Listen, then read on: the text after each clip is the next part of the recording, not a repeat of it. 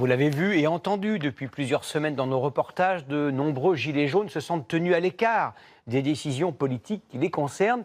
Il existe pourtant des solutions assez simples pour permettre aux citoyens de donner leur avis. Par exemple, sur la gestion de leur commune, on appelle ça le budget participatif. Illustration très concrète à Brest. Médéric Pierrecoeur, William Rouzet et Maxime Rochard.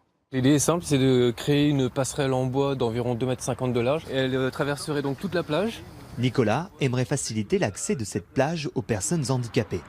Quant à Yves Maxime, retraité actif, mon projet, c'est de mettre en valeur ces falaises à l'entrée de la ville de Brest et d'y installer un mur d'escalade. Et dans le centre-ville, l'association de Tanguy défend une autre initiative.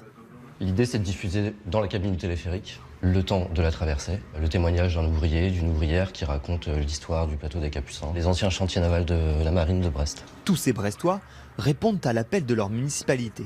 Car depuis cette année, la mairie consacre un demi-million de son budget pour financer les projets des habitants. C'était l'occasion de participer à la vie de la cité, sans avoir de carte de parti ni d'être élu quelconque. Ça permet aussi aux citoyens de pouvoir aménager leur ville à leur bon vouloir et puis de vivre un peu mieux, vivre ensemble. On se sent plus acteur, plus citoyen.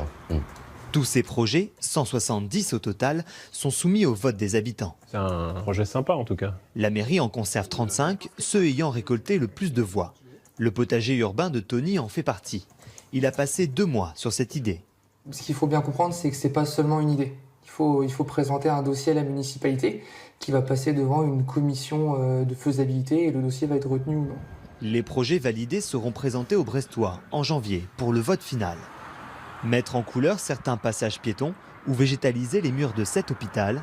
Si ces projets arrivent en tête au suffrage, ils pourront voir le jour dès 2019.